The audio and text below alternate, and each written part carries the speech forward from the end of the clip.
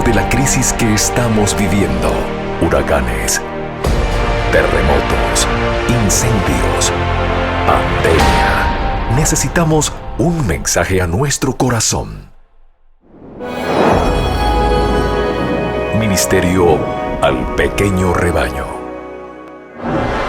Reciban un saludo de parte de su amigo el pastor Miguel Tirado. Hoy nos proponemos continuar con la segunda parte del capítulo 28 del libro El conflicto de los siglos, que se titula La verdadera conversión es esencial. Y me acompaña el pastor Orlando González, y como siempre queremos invitarles a tener una palabra de oración. Dios eterno, permite que en este día podamos sentir el gozo de tu presencia. Amén. Trabajando en lo más profundo de nuestro ser, transformando nuestras vidas e irradiándonos con tu Santo Espíritu. Ven, Señor, para dirigirnos en el nombre de Jesús. Amén. Amén. Amén. Las Santas Escrituras enseñan claramente que la obra de la santificación es progresiva. Cuando el pecador encuentra en la conversión la paz con Dios por la sangre expiatoria, la vida cristiana no ha hecho más que comenzar. Ahora debe llegar al estado del hombre perfecto, crecer a la medida de la estatura de la plenitud de Cristo. El apóstol San Pablo dice: una cosa hago, olvidando ciertamente lo que queda atrás y extendiéndome a lo que está delante. Prosigo al blanco, al premio de la soberana vocación de Dios en Cristo Jesús. Filipenses capítulo 3, versículos 13 y 14. Y San Pedro nos presenta los peldaños por los cuales se llega a la santificación de que habla la Biblia. Poniendo de vuestra parte todo empeño, añadid a vuestra fe el poder, y al poder la ciencia, y a la ciencia la templanza, y a la templanza la paciencia, y a la paciencia la piedad, y a la piedad fraternidad, y a la fraternidad el amor. Porque si hacéis estas cosas, no tropezaréis nunca. Segunda de Pedro, capítulo 1, versículos 5 al 10. Los que experimentan la santificación de que habla la Biblia manifestarán un espíritu de humildad. Como Moisés, contemplaron la terrible majestad de la santidad y se dan cuenta de su propia indignidad en contraste con la pureza y alta perfección del Dios infinito. El profeta Daniel fue ejemplo de la verdadera santificación. Llenó su larga vida del noble servicio que rindió a su maestro. Era un hombre muy amado. Sin embargo, en lugar de prevalecerse de su pureza y santidad, este profeta tan honrado de Dios se identificó con los mayores pecadores de Israel cuando intercedió cerca de Dios en favor de su pueblo.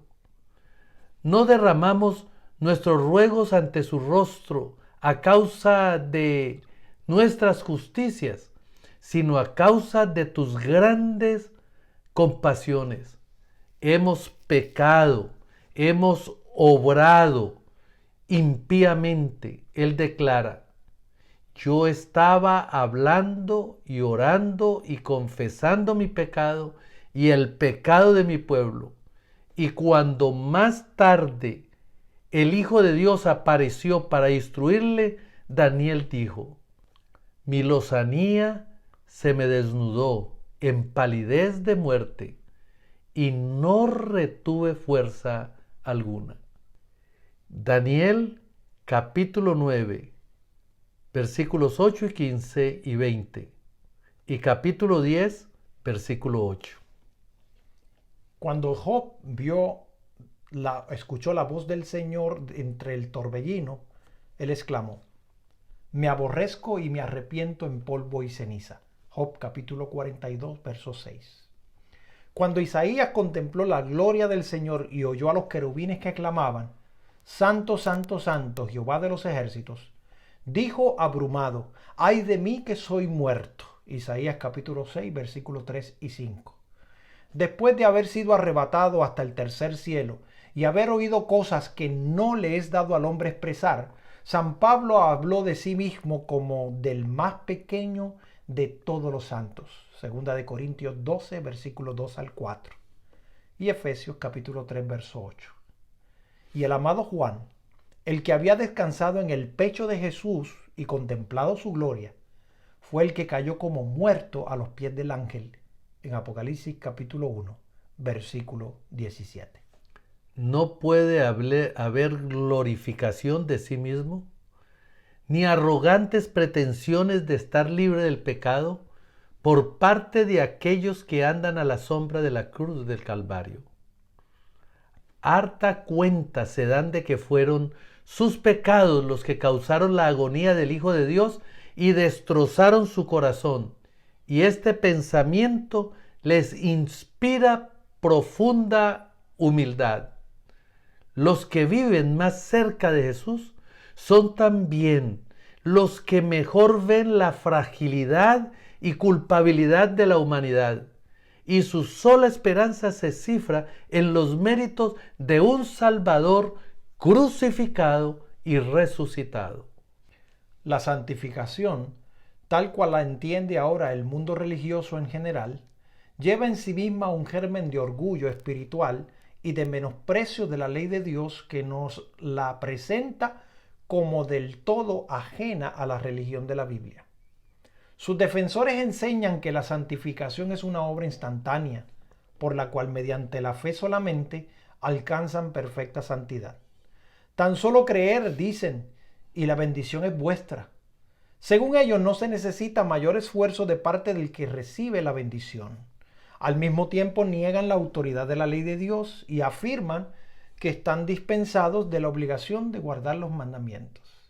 Pero ¿será acaso posible que los hombres sean santos y concuerden con la voluntad y el modo de ser de Dios sin ponerse en armonía con los principios que expresan su naturaleza y voluntad y enseñan lo que les agrada a Él? El deseo de llevar una religión fácil, que no exija luchas, ni desprendimiento, ni rupturas con las locuras del mundo, ha hecho popular la doctrina de la fe y de la fe sola. Pero, ¿qué dice la palabra de Dios? El apóstol Santiago dice, hermanos míos, ¿qué aprovechará si alguno dice que tiene fe y no tiene obras? ¿Podrá la fe salvarle? Mas ¿quieres saber, hombre vano, que la fe sin obras es muerta? ¿No fue justificado por las obras Abraham, nuestro padre, cuando ofreció a su hijo Isaac sobre el altar? ¿No ves que la fe obró en sus obras y que la fe fue perfecta por las obras? Veis pues que el hombre es justificado por las obras y no solamente por la fe. Santiago capítulo 2, versículo 14 al 24. El testimonio de la palabra de Dios se opone a esta doctrina seductora de la fe sin obras. No es fe pretender el favor del cielo sin cumplir las condiciones necesarias para que la gracia sea concedida. Eso es presunción. Presunción, pues la fe verdadera se funda en las promesas y en las disposiciones de la Sagrada Escritura. Nadie se engaña a sí mismo, creyendo que pueda volverse santo mientras viole premeditadamente uno de los preceptos divinos. Un pecado cometido deliberadamente acalla la voz atestiguadora del Espíritu y separa el alma de Dios. El pecado es transgresión de la ley, y todo aquel que peca transgrede la ley. No le ha visto ni le ha conocido. Primera de Juan, capítulo 3, versículo 6. Aunque San Juan habla mucho del amor en sus epístolas, no vacila en poner de manifiesto el verdadero carácter de esa clase de personas que pretenden ser santificadas y seguir transgrediendo la ley de Dios. El que dice, yo le conozco, y no guarda sus mandamientos, es mentiroso, y no hay verdad en él. Mas el que guarda sus palabras, verdaderamente en éste se ha perfeccionado el amor de Dios. Primera de Juan, capítulo 2, versículos 4 y 5. Esta es la piedra de toque de toda profesión de fe. No podemos reconocer como santo a ningún hombre sin haberle comparado primero con la sola regla de la santidad que Dios haya dado en el cielo y en la tierra. Si los hombres no sienten el peso de la ley moral, si empequeñecen y tienden en poco los preceptos de Dios, si violan el menor de estos mandamientos y así enseñan a los hombres, no serán estimados ante el cielo y podemos estar seguros de que sus pretensiones no tienen fundamento alguno. La aserción de estar sin pecado constituye de por sí una prueba de que el que tal asevera dista mucho de ser santo. Es porque no tiene un verdadero concepto de lo que es la pureza y la santidad infinita de Dios, ni de lo que debe ser lo que ha de armonizar con su carácter. Es porque no tienen el verdadero concepto de la pureza y perfección suprema de Jesús, ni de la maldad y horror del pecado, por lo que el hombre puede creerse santo. Cuanto más lejos esté de Cristo y más yerre acerca del carácter y los pedidos de Dios, más justo se cree. La santificación expuesta en las Santas Escrituras abarca todo el ser, espíritu, cuerpo y alma.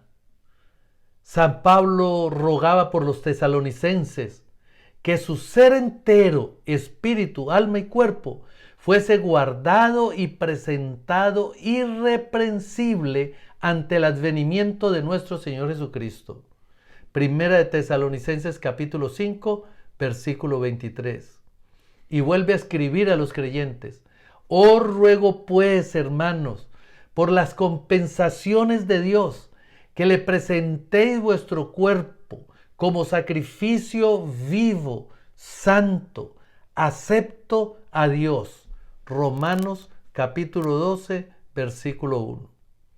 En tiempos del antiguo Israel, toda ofrenda que se traía a Dios era cuidadosamente examinada.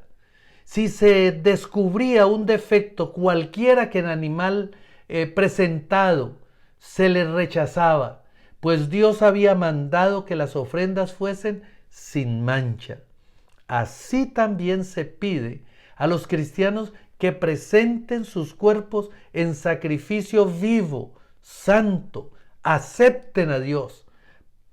Para ello, todas sus facultades deben conservarse en la mejor condición posible. Toda costumbre que tienda a debilitar la fuerza física o mental incapacita al hombre para el servicio con su Creador, y se complacerá Dios con menos de lo mejor que podamos ofrecerle. Cristo dijo: amarás al Señor tu Dios de todo tu corazón. Los que aman a Dios de todo corazón desearán darle el mejor servicio de su vida y tratarán siempre de poner todas las facultades de su ser en armonía con las leyes que aumentarán su aptitud para hacer su voluntad. No debilitarán ni mancharán la ofrenda que presentan a su Padre Celestial, abandonándose a sus apetitos o pasiones. San Pedro dice: os ruego que os abstengáis de las concupiscencias carnales, las cuales guerrean contra el alma. En Primera de Pedro, capítulo 2, versículo 11.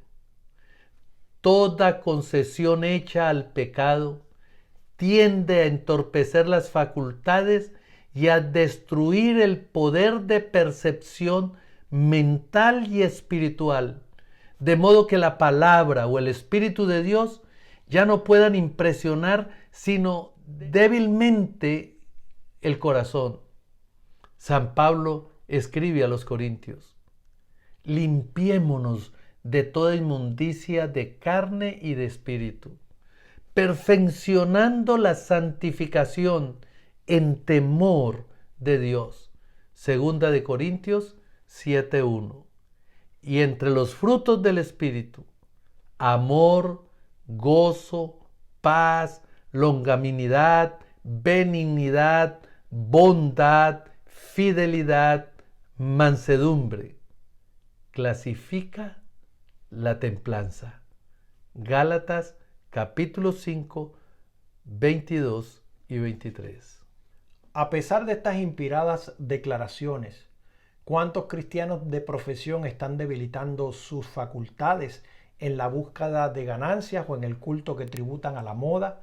¿Cuántos están envileciendo en su ser la imagen de Dios con la glotonería, las bebidas espirituosas, los placeres ilícitos? Y la iglesia, en lugar de reprimir el mal, demasiado a menudo lo fomenta, apelando a los apetitos, al amor al lucro y de los placeres para llenar su tesoro, que el amor a Cristo es demasiado débil para colmar. Si Jesús entrase en las iglesias de nuestros días y viese los festejos y el tráfico impío que se practica en el nombre de la religión, ¿no arrojaría caso a esos profanadores como arrojó del templo a los cambiadores de la moneda? El apóstol Santiago declara que la sabiduría que desciende de arriba es primeramente pura. Si se hubiese encontrado con aquellos que pronuncian el precioso nombre de Jesús con labios manchados por el tabaco, con aquellos cuyo aliento y persona están contaminados por sus fétidos olores y que infestan el aire del cielo y obligan a todos los que le rodean a aspirar el veneno, si el apóstol hubiese entrado en contacto con un hábito tan opuesto a la pureza del Evangelio, ¿no lo habría acaso estigmatizado como terreno animal diabólico? Los esclavos del tabaco, pretendiendo gozar de las bendiciones de la santificación completa, hablan de su esperanza de ir a la gloria, pero la palabra de Dios declara positivamente: no entrarán en ella ninguna cosa sucia. Apocalipsis 21, 27. ¿O ignoráis que vuestro cuerpo es templo del Espíritu Santo, el cual está en vosotros, el cual tenéis de Dios, y que no sois vuestros? Porque comprados sois por el precio. Glorificad pues a Dios en vuestro cuerpo. Primera de Corintios, capítulo 6, versos 19 y 20. Aquel cuyo cuerpo es el templo del Espíritu Santo no se dejará esclavizar por ningún hábito pernicioso. Sus facultades pertenecen a Cristo, que le compró con precio de sangre. Sus bienes son del Señor. ¿Cómo podrá quedar sin culpa si dilapida el capital que se le confió? Hay cristianos de profesión que gastan al año ingentes cantidades de goces inútiles y perniciosos, mientras muchas almas perecen por falta de la palabra de vida. Roban a Dios en los diezmos y ofrendas, mientras consumen en aras de la pasión destructora más de lo que dan para socorrer a los pobres o para el sostenimiento del Evangelio. Si todos los que hacen profesión de seguir a Cristo estuviesen verdaderamente santificados, en lugar de gastar sus recursos en placeres inútiles y hasta perjudiciales, los invirtieran en el tesoro del Señor, y los cristianos darían un ejemplo de temperancia, abnegación y sacrificio de sí mismos, serían entonces la luz del mundo. Y el mundo está entregado a la sensualidad, la concupiscencia de la carne y la concupiscencia de los ojos, y de la soberbia de la vida gobierna las masas del pueblo. Pero los discípulos de Cristo son llamados a una vida santa. Salid de en medio de ellos y apartaos, dice el Señor, y no toquéis lo inmundo.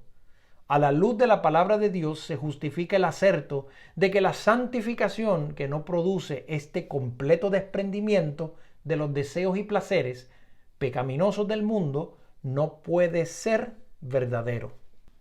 A aquellos que cumplen con las condiciones, salid de en medio de ellos y apartaos, y no toquéis lo inmundo, se refiere a la promesa de Dios. Yo os recibiré y seré a vosotros padre, y vosotros me seréis a mí por hijos e hijas, dice el Señor Todopoderoso. Segunda de Corintios, capítulo 6, versículos 17 y 18. Es privilegio y deber de todo cristiano tener grande y bendita experiencia en las cosas de Dios. Yo soy la luz del mundo, dice Jesús. El que me sigue no andará en tinieblas, mas tendrá la lumbre de la vida. Juan 8:12. La senda de los justos es como la luz de la aurora, que va en aumento hasta que el día es perfecto. Proverbios 4:18. Cada paso que se da en fe y obediencia pone al alma en relación más íntima con la luz del mundo, en quien no hay ningunas tinieblas. Los rayos luminosos del sol de justicia brillan sobre los siervos de Dios, y éstos deben reflejarlos. Así como las estrellas nos hablan de una gran luz en el cielo, con cuya gloria resplandecen, así también los cristianos deben mostrar que hay en el trono del universo un Dios cuyo carácter es digno de alabanza e imitación. Las gracias de su Espíritu, su pureza y su santidad se manifestarán en sus testigos. En su carta a los Colosenses, San Pablo enumera las abundantes bendiciones concedidas a los hijos de Dios. No cesamos, dice, de orar por vosotros y de pedir que seáis llenos del conocimiento de su voluntad, en toda sabiduría y espiritual inteligencia, para que andéis como es digno del Señor, agradándole en todo, fructificando en toda buena obra y creciendo en el conocimiento de Dios, corroborados de toda fortaleza, conforme a la potencia de su gloria, para tolerancia y largura de ánimo con gozo. Colosenses 1, 9 al 11. Escribe además al respecto a su deseo de que los hermanos de Éfeso logren comprender la grandeza de los privilegios del cristiano. Le expone en el lenguaje más claro el maravilloso conocimiento y poder que pueden poseer como hijos e hijas del Altísimo. De ellos estaba el que fueran fortalecidos con poder por medio de su espíritu en el hombre interior, y arraigados y cimentados en amor, para poder comprender con todos los santos cuál sea la anchura y la longitud y la altura y la profundidad, y conocer el amor de Cristo, que sobrepuja a todo conocimiento. Pero la oración del apóstol alcanza al apogeo del privilegio cuando ruega que sean llenos de ello hasta la medida de toda la plenitud de Dios. Efesios capítulo 3, versos 16 al 19. Así que pone de manifiesto las alturas de la perfección que podemos alcanzar por la fe en las promesas de nuestro Padre Celestial. Cuando cumplimos con lo que Él requiere de nosotros, por los méritos de Cristo, tenemos acceso al trono del poder infinito. El que aún a su propio Hijo no perdonó, antes le entregó por todos nosotros. ¿Cómo no nos dará también con Él todas las cosas? Romanos 8:32. El Padre dio a su Hijo su Espíritu sin medida, y nosotros podemos participar también de su plenitud. Jesús dice: Pues si vosotros siendo malos sabéis dar buenas dádivas a vuestros hijos, cuánto más vuestro Padre Celestial dará el Espíritu Santo a los que lo pidieren a Él. Lucas 11:13. Si algo pidieres en mi nombre, yo lo haré. Pedid y recibiréis, para que vuestro gozo sea cumplido. San Juan 14 y 16:24. Si bien la vida del cristiano ha de ser caracterizada por la humildad, no debe señalarse por la tristeza y la denigración de sí mismo. Todos tienen el privilegio de vivir de manera que Dios los apruebe y los bendiga. No es la voluntad de nuestro Padre Celestial que estemos siempre en condenación y tinieblas. Marchar con la cabeza baja y el corazón lleno de preocupaciones relativas a uno mismo no es prueba de verdadera humildad. Podemos acudir a Jesús y ser purificados y permanecer ante la ley sin avergonzarnos ni sentir remordimiento. Ahora pues, ninguna condenación hay para los que están en Cristo Jesús, los que no andan conforme a la carne, mas conforme al Espíritu. Romanos capítulo 8, verso 1. Por medio de Jesús, los hijos caídos de Adán son hechos hijos de Dios. Porque el que santifica y los que son santificados, de uno son todos, por lo cual no se avergüenza de llamarlos hermanos. Hebreos 2:11. La vida del cristiano debe ser una vida de fe, de victoria y de gozo en Dios. Todo aquel que es engendrado de Dios vence al mundo, y esta es la victoria que vence al mundo, a saber, nuestra fe. Primera de Juan, capítulo 5, 4. Con razón declaró Nehemías, el siervo de Dios: el gozo de Jehová es vuestra fortaleza. Nehemías 8:10. Y San Pablo dijo: gozaos en el Señor siempre. Otra vez os digo que os gocéis. Estad siempre gozosos. Orad sin cesar. Dad gracias a Dios en todo, porque esta es la voluntad de Dios para con vosotros en Cristo Jesús. Filipenses 4:4 y Primera de Tesalonicenses capítulo 5, versículos 16 al 18. Tales son los frutos de la conversión y de la santificación según la Biblia. Y es porque el mundo cristiano mira con tanta indiferencia los grandes principios de la justicia expuestos en la palabra de Dios, por lo que se ven tan raramente estos frutos. Esta es la razón por la que se ve tan poco de esa obra profunda y duradera del Espíritu de Dios que caracterizaba los reavivamientos en tiempos pasados. Por medio de la contemplación nos transformamos. Pero como esos sagrados preceptos en los cuales Dios reveló a los hombres su perfección y santidad son tenidos en poco, y el espíritu del pueblo se deja atraer por las enseñanzas y teorías humanas, nada tiene de extraño que en consecuencia se vea un enfriamiento de la piedad viva en la iglesia. El Señor dice en Jeremías 2:13: dejáronme a mí fuente de agua viva, por cavar para sí cisternas rotas que no detienen aguas. Bienaventurado el varón que no anduvo en consejo de malos. Antes en la ley de Jehová está su delicia, y en su ley medita de día y de noche. Y será como el árbol plantado junto a arroyos de aguas, que dan su fruto en su tiempo y su hoja no cae, y todo lo que hace prospera. Salmo capítulo 1, versículos 1 al 3. Solo en la medida en que la ley de Dios sea respuesta en el lugar que le corresponde, habrá un avivamiento de la piedad y fe primitiva entre los que profesan ser su pueblo.